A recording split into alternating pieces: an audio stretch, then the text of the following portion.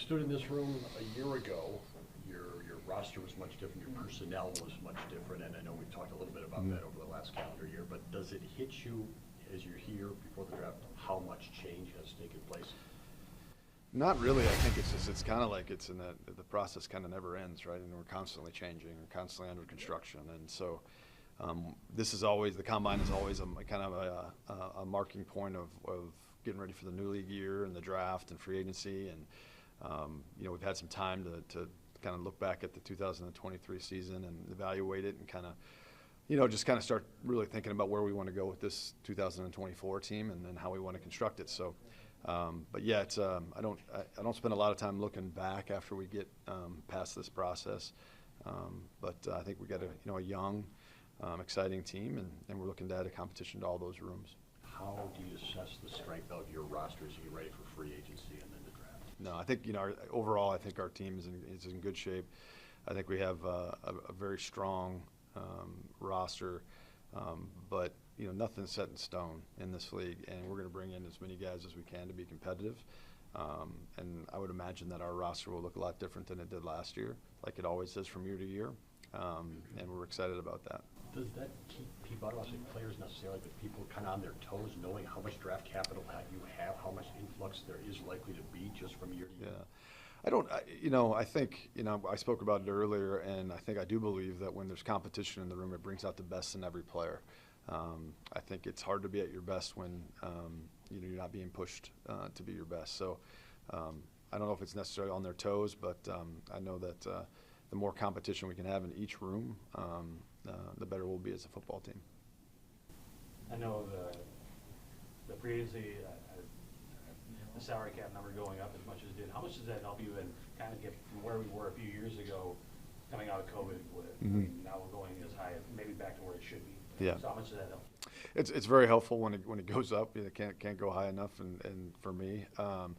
But at the same time, it's really about the decisions we make moving forward and how we structure some of those things. So, that the news was good to hear, and I think it will help us with some flexibility, and it may alter some decisions that we make and how we go about it. But overall, I think it's not going to really change our approach too much. I love Rob's question, so I'm just going to steal it. Everybody, how many teams here are looking for a quarterback, and how many of them want what you have going from Favre to Rodgers and now Jordan with a very good year? How has this program done that over and over?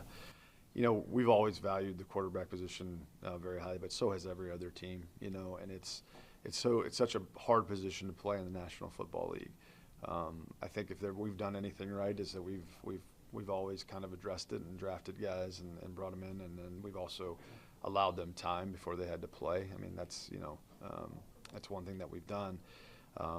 But there's no magic formula. There's no, just quite frankly, a lot of our scouts doing really, really good hard work and picking right players and coaches that really develop these guys and, put the time and effort into them. And excited for Jordan and where he's going and what he can do in his career. But I've been here, over 25 years and kind of seen all through those transitions. And I don't think there's any one particular thing. It's multiple things. You're getting a lot of praise, though, from national media that the Packers gave that time for a quarterback to develop, and of course, then he turned out for you. And it's the same thing that Andy did in Kansas City, right? Between Alex Smith and Patrick. I mean, you've got to say that you can't draft that guy and throw him in week one. Yeah, and the one thing we have had, and so did Kansas City, is they had a really good quarterback in-house that a player could come in and learn from, and that's unique. That doesn't happen a lot. So, I think it's exceptionally important position, as everyone knows, and sometimes you have to make some short-term sacrifices for long-term gain, and I know we've always believed in that. Brian, how do you feel about the safeties class in the draft? And if you feel like it's a little sparse, does that mean you'll have to be more aggressive in free agency to address that position?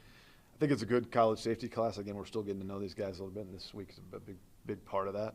But no, we'll address it any way we can to improve that group. We have some young players coming back we're excited about. But yeah, we'll take each decision, whether it's free agency, whether it's a draft, whether it's waiver claims, things like that, and we'll address it probably in multiple ways. You referenced this week. In your experience, how big is this week in terms of actual final evaluations? Yeah, I wouldn't say, I mean, it's a huge part of what the process is. You know, no final evaluations are going to be made today or this week. But it's a week of gathering a ton of information. Everyone knows that the medical is probably the most important thing, but it's also a chance for a lot of us to sit and talk with these guys for the very, very first time. You know, our scouts may have seen these guys in the fall, talked to them in the fall, through the spring and some of the All-Star games, but there's some of us that haven't. So it's our chance to really, sit down and really ask them a lot of the questions that, from the information we've gathered all fall and spring, and talk to them about those things, and just really trying to find the right fit for the Green Bay Packers. So this week has always been exceptionally important, and it hasn't really changed. You're making a lot of changes on defense with Jeff coming in. How much did you look at maybe his college tape and things you like to do for his scheme, and then obviously apply conversations that you had with him, and then kind of how do you approach that? Yeah, not really looking at any of the college tape of what he's done at Boston College. It was more just the conversations about what he saw in our roster and where he wanted to take it, and those will continue on. As he gets to know our players better and better, I'm sure a lot of his thoughts are going to evolve, and especially once he gets his hands on them and has a chance to be with them and work with them. But from my end of it, it's just really a supportive role, and making sure that we have everything we need to play the way that we want to play. So the coaches aren't here this year again. I mean, talk about that decision. Mm-hmm. And can those guys dip in with a Zoom call during an interview this week? Not this week. We don't have any cameras in our interview rooms or anything like that. I think the one thing that COVID taught us with the Zoom was that how much more quality time that we can spend with the player doing it that way than the 15 minutes sometimes you get here. So I think and you've seen a lot of staffs around the National Football League kind of go to this model where the coaches are maximizing their time, I think, in the best way possible. They're still going to be heavily involved with, getting to know these guys and helping us with the decisions that we need to make. But particularly with the new defensive staff and some of the things we're going through, I think, Matt just thought maximizing his time back in Green Bay was going to be the most important thing. So those 30-player interviews you get, those 45. 45? Are you talking about the ones in Green Bay or the ones? The ones that are coming up Yeah. between the draft. Oh, gotcha, the 30. That's Gotcha. a key change, right? As far as key change and how we've From always. what you did before COVID. Oh. Coaches always coming down here for interviews. Yeah, so we've always had the 30 visits where you can bring a guy in, and those are really, really important for a number of reasons.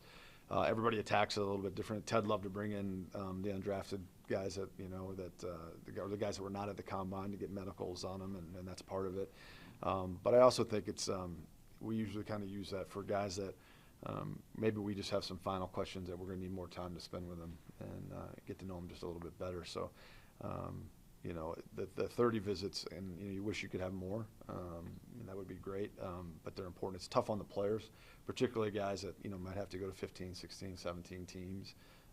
That's a tough stretch there for them right before rookie minicamp, so it's hard on them. But at the same time, it's really important for us to get to know the guy.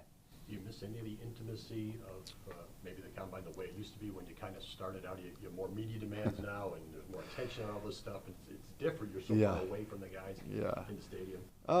A little, but I think Jeff Foster does an amazing job, and we're so much more organized now than we were when I first started.